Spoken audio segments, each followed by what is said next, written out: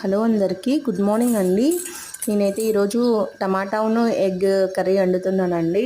ఎగ్స్లో ఉప్పు కొంచెం వేసి ఉడికిస్తున్నాను. అలాగే టమాటా ముక్కలు కూడా కట్ చేసి పెట్టుకున్నానండి. ఎగ్స్ బాయిల్ అవుతున్నాయి.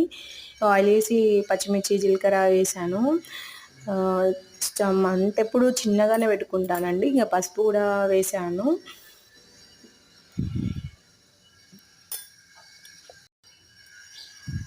పసుపు వేసి కలుపుతున్నానండి. లాస్ట్కి టమాటా ముక్కలు కూడా వేసి మంచిగా కలిపాను.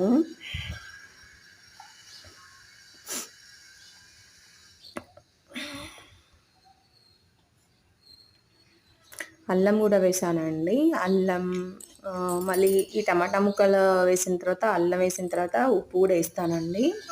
ఉప్పు కూడా వేసేసి పెద్ద ప్లేట్ పెట్టేసి అందులో అయితే వాటర్ పోసి అట్లా చాలాసేపు ఉడకనిస్తాను.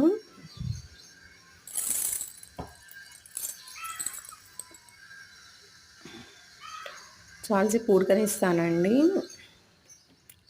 ఎక్కువసేపు అయినాక చూస్తే మంచిగా టమాటా ముక్కలు అయితే మంచిగా ఉడికినవి.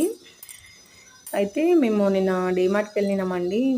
నైట్ చాలా లేట్ అయ్యింది. అందుకనే పిల్లలకైతే టిఫిన్ కింద ఏం రెడీ చేయలేదు.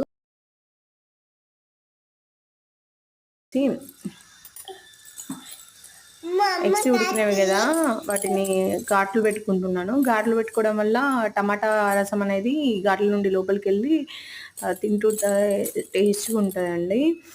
మా పిల్లలైతే అసలు కారం ఉంటాయి తినారండి. అందుకనే ఏ కర్రీ వండినా వాళ్ళకి సపరేట్గా మొత్తం ఉప్పు వేసి ఉడికించిన తర్వాత మంచిగా ఉడికిన తర్వాత వాళ్ళకి సపరేట్గా కొంచెం కర్రీ తీసి పెట్టి అప్పుడైతే నేను మా మట్టికి కారం వేసుకుంటానండి.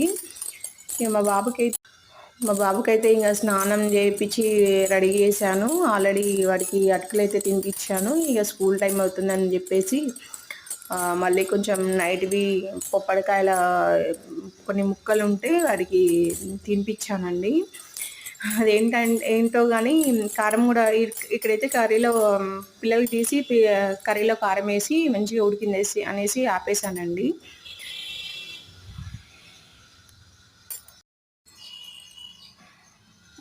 మా బాబుకి అయితే ఇంకా మళ్ళీ పొప్పడి ముక్కలు తినిపిస్తున్నాను. అప్పుడు తినలేదు, 2-3 తిని ఆపిండు. స్కూల్కి తీసుకెళ్తున్నానండి. కానీ స్కూల్కి వెళ్ళే టైంకే వర్షం బాగా కొట్టింది. ఇప్పుడైతే తగ్గింది.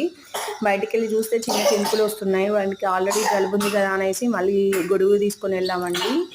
వాడిని అయితే గొడుగు పట్టుకోమన్నా, నేనైతే పక్కకి చిన్న చినుకులే కదా అని పక్కకి నడుచుకుంటూ మా బాబు